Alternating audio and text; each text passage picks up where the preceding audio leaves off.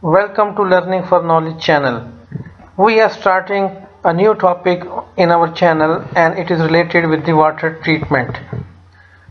Now water treatment basically is a topic in which we will study the different techniques used in the purification of water.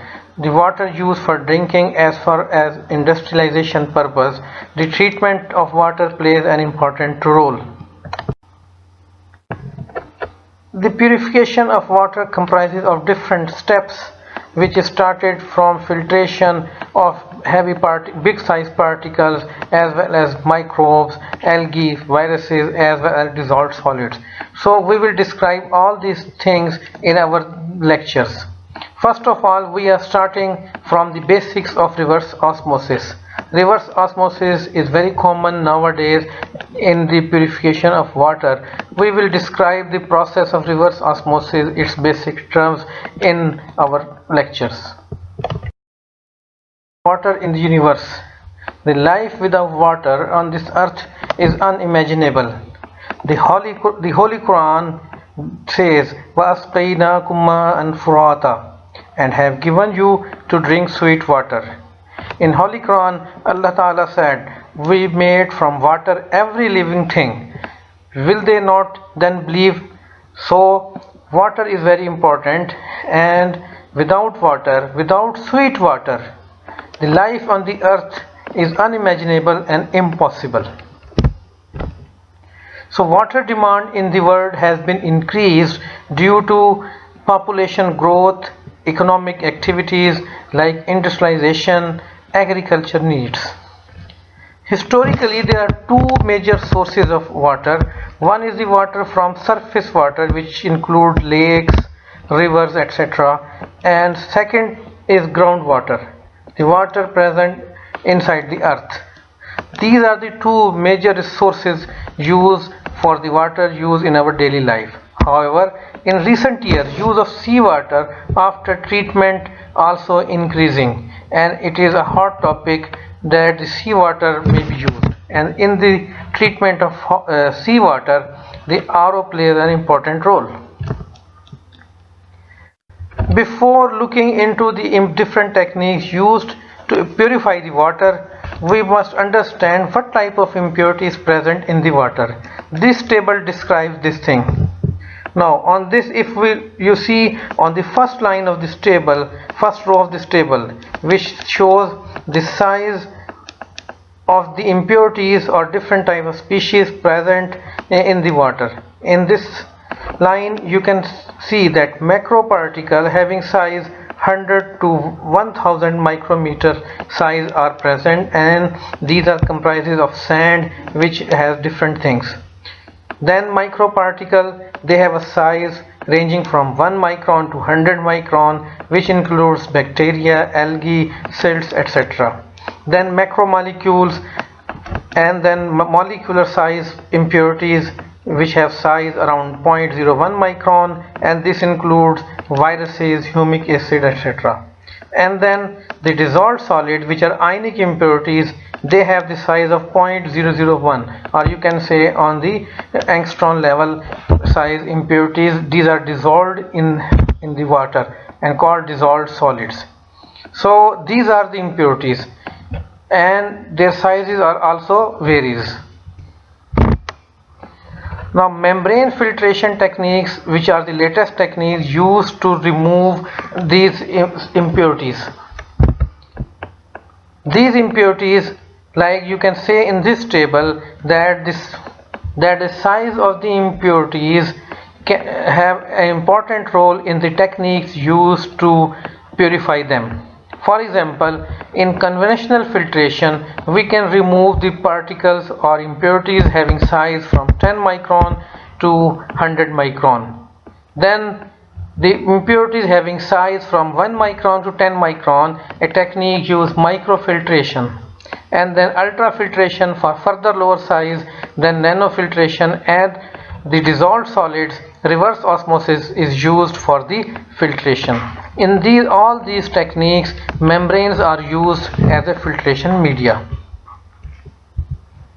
This is another way to describe these techniques. For example, we have a water which contain all these impurities like sands, bacteria, viruses, ions, protein, etc. First of all, we apply simple conventional filtration. This is the filtration. After passing the water from this filtration, the big size particle, which are, you can say, sand, will be removed and it stop on this filtration surface, and the remaining will go downside. Now in the next step, microfiltration, it will stop only bacteria or the impurities having size 0.1 micron or greater. After passing from this, the water comes to the ultrafiltration stage, and here the ultrafiltration will have a pore size of 0.01. It will remove viruses. In the next step, then we have a nanofiltration. It will remove protein or any smaller other particle having size greater than 0.001 micron. The particle which are smaller than these pass through this nanofiltration, and then at the end, reverse osmosis membrane will come and it will stop the dissolved ion present in the water, and at the end we get a purified water. This is the systematic way of representing these different membrane systems. But at this stage we will start these in this slide or in this video, the reverse osmosis. Before describing the process of reverse osmosis, it is very important to understand what is osmosis.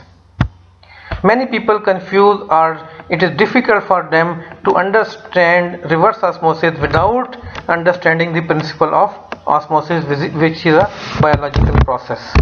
So osmosis can be defined as the naturally occurring process whereby water is transported through a membrane from a solution with a low salt content to a solution with high salt content in order to equalize the salt concentration.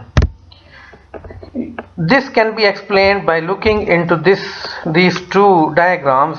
If we see in this diagram on the left side, both are the same, but just to describe the phenomena more clearly.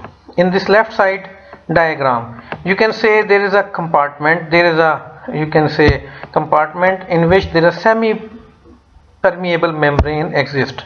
This membrane allows only to pass the water molecule from one side to other, but the impurities or salts present, they cannot move anyway.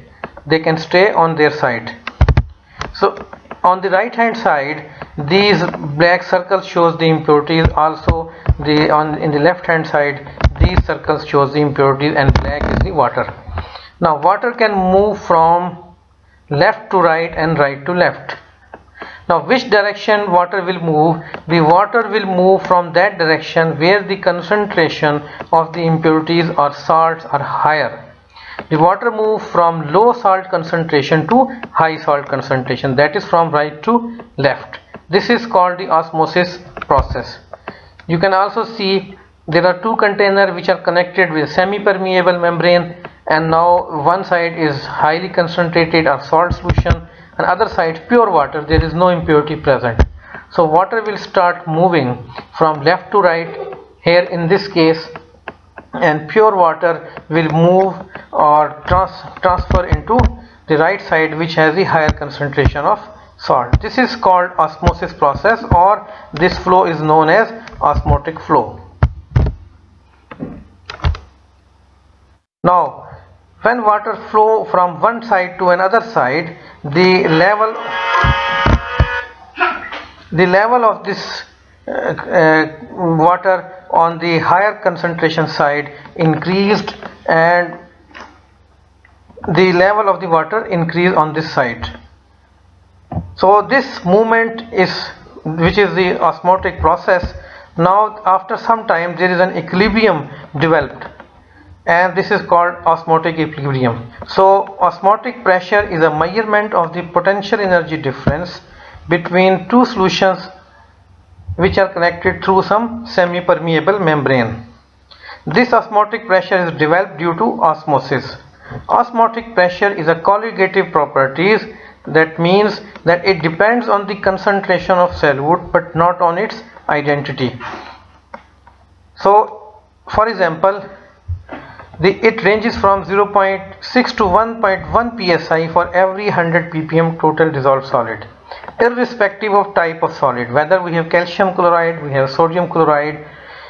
This pressure does not see the type of salt, but it see the concentration of the salt.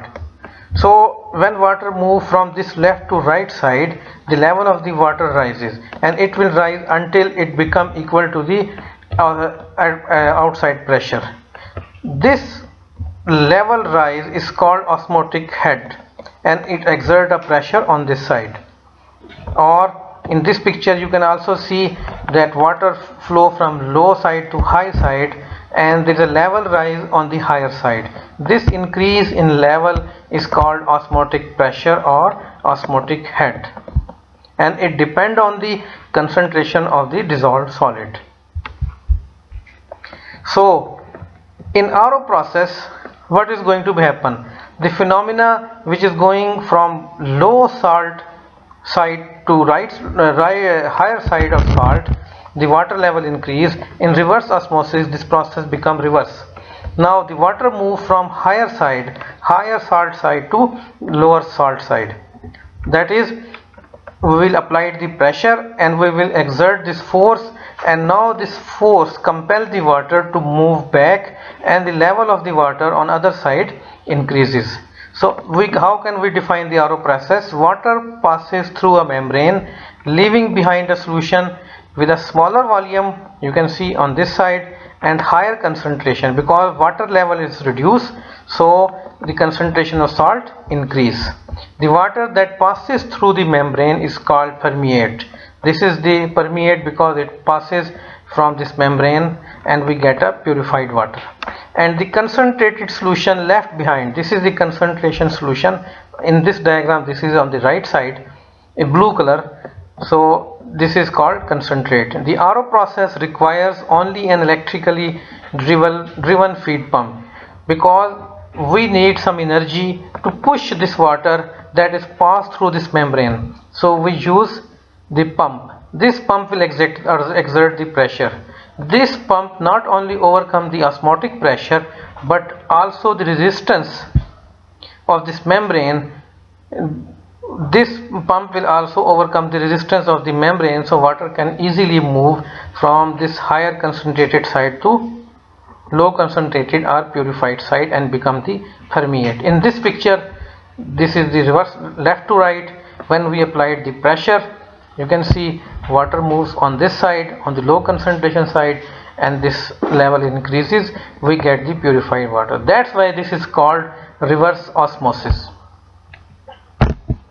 So you can see that we have a different type of impurities: suspended solid, bacteria, viruses, multivalent ions, monovalent ions. So reverse osmosis membrane has a capability to stop all these things and only allow the water to move from the membrane. So there is a question arises that why we are using other filtration techniques if RO membrane can stop this.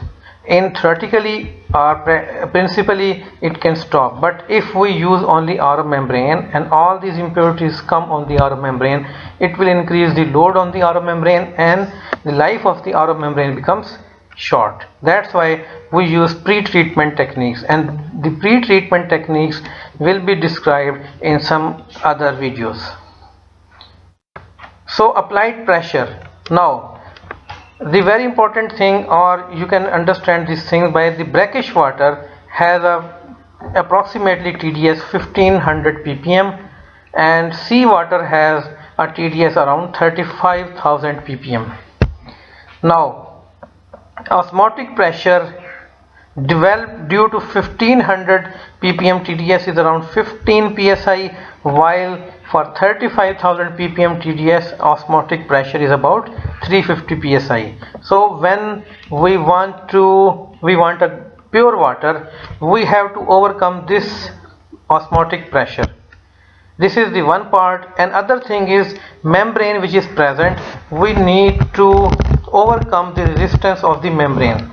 So the required pressure or applied pressure become the sum of osmotic pressure plus the resistance to overcome resistance of the membrane. So approximately for brackish water having TDS 1500 ppm, we need a pump or operating pressure of 150 psi to 400 psi. For while seawater which has a TDS 35,000 ppm, it requires operating pressure around 1500 psi.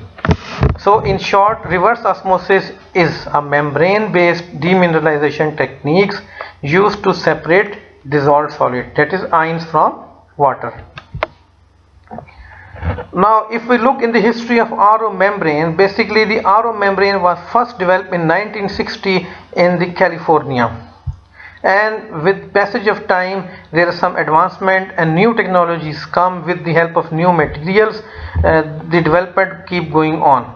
So in 1965 first commercial brackish RO, which is called BWRO, was online in the California, and in 1978 Film Tech 30 FT30 membrane patent and assigned to Film Tech company. And further development, like in 2000 nanotechnology came to our membrane with the creation of thin film nanocomposite membrane. And if we look in the cost comparison of this RO membrane, you can say if a membrane is available in $1 in 1980, now due to so many things like commercialization and further development in technology, its cost come around 0.14 or 14 cent in 2000, in year 2000. So development of RO membrane for brackish water. If you look in this table, like in 19, it gives the comparison from 1970s to 1999. Now you can see the pressure requirement or applied pressure is now going down from 435 psi. In 1970, the RO required 435 psi pressure, and in 1980s 290, and so it's going down and down, and in 1999 it is around 75 psi pressure is required. So much improvement and saving in the power, and relative flux is increasing from 1 to 8, so our recovery is now improving. So on both sides we are saving the energy and getting more water.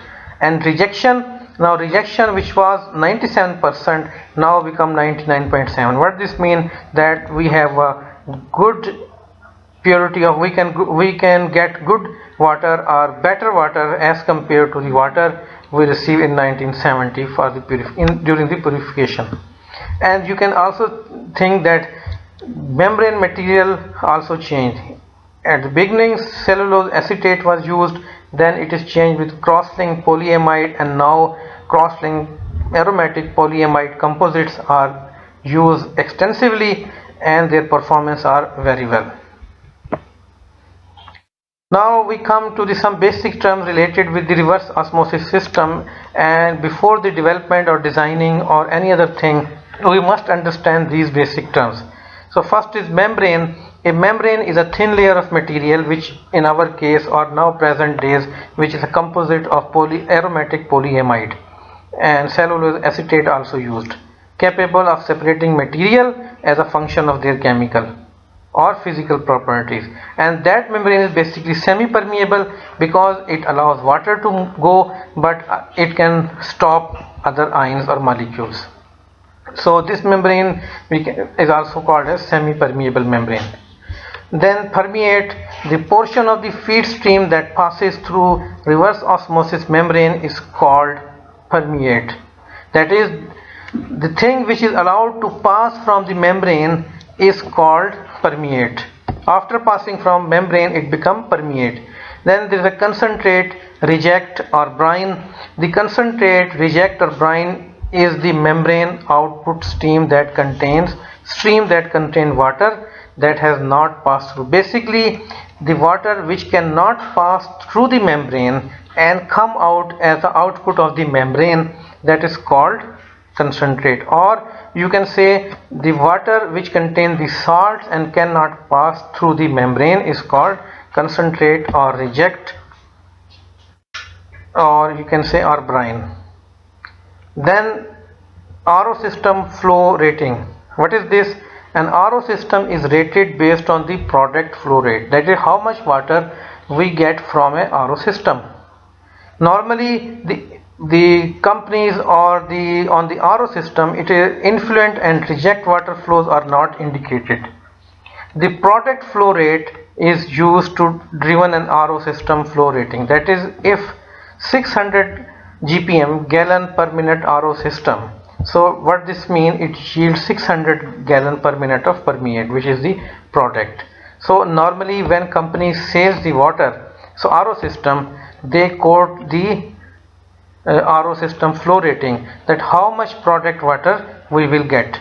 If we require 1000 GPM RO system, then company must have to make that 1000. It is not depend, or they will not quote the reject, that how much it will reject. But in other slides we will, in the next videos we will see how we can check or we can adjust these things. Next term is recovery conversion. The recovery conversion is the ratio of the permeate flow to the feed flow. How much product or permeate produce to the feed flow, how much the influx of the water, influent water. It is used to describe what volume percentage of influent water is recovered as permeate. So this is called recovery conversion. Then rejection. The term rejection is used to describe what percentage of an influent species a membrane retain. That is basically what this means, that the impurities present in the water, how much those impurities are retained on the surface of the membrane. Greater this value, the greater is the efficiency of the membrane. For example, if 97% rejection of salt means that the membrane will retain 97% of the influent salt. Then there is another term, concentration factor. The concentration factor is the ratio of the solute in the concentrate stream to solute ratio in the feed stream. That is, solute means the impurities present in this concentrate stream and those impurities present in the feed stream. The ratio of this thing is called concentration factor, or the concentration factor is the degree that the RO feed water, dissolved solid, are concentrated in the brine. That is how much impurities we are putting into the RO membrane and how much impurities get in the concentrate.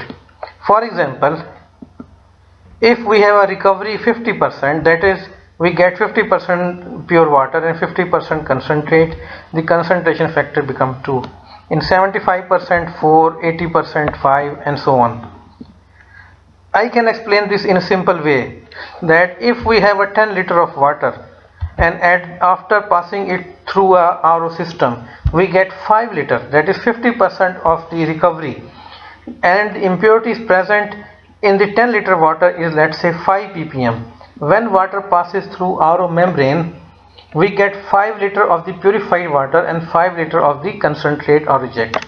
The impurities which are present in the 5 ppm present in the 10 ppm, now those impurities, same 5 ppm impurities are present in 5 liter. So how much time they have concentrate? 2 times, because the volume of the water is reduced. So they are now the reject or concentrate, which we are calling concentrate, is now concentrated. So the impurities present in the reject is now become 10 ppm. So its concentration is called 2 ppm. As the recovery improved, then the concentration factor also increased, which shows that the RO membrane is purifying more water. This is the schematic diagram of RO process. Initial, in conceptual diagram, we have a feed water. It goes, when it comes to the RO membrane, it allows the water to go through the semi-permeable membrane, and we call permeate water, and it stops the impurities, and then water concentrate, and we get the concentrate water.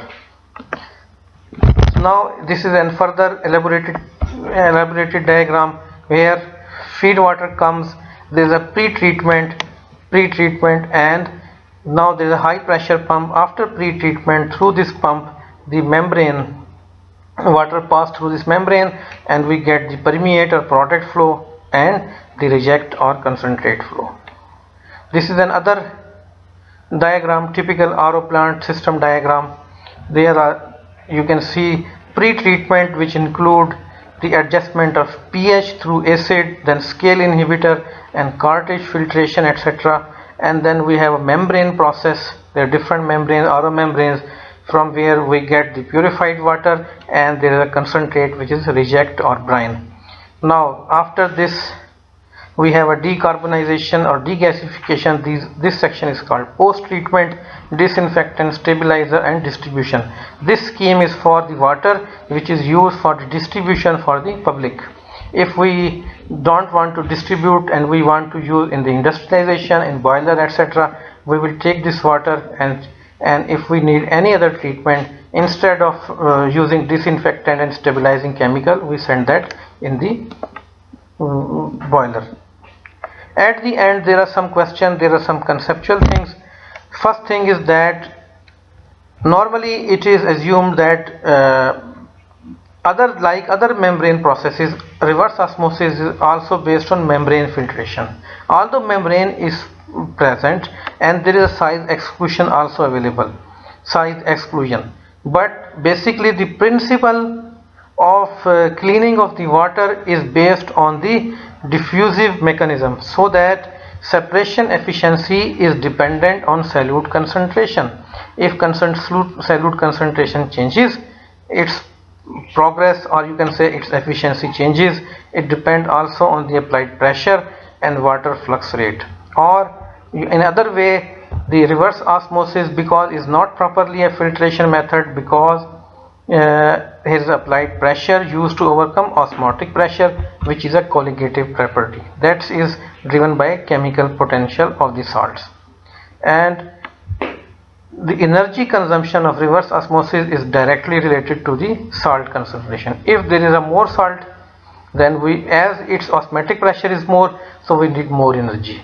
And if there is a pure water, less impurities, will need less energy. That's why the energy consumption of reverse osmosis is directly related to the salt concentration, because a high salt concentration has a high osmotic pressure. These are some few basic terms related with reverse osmosis. Now in coming videos we will further describe these processes, and we will start a series of videos which is related with the purification or water treatment. And the importance of water treatment cannot be overemphasized, but I will describe the different type of membrane, different type of processes, and different terminologies involved in the water treatment. So please keep watching.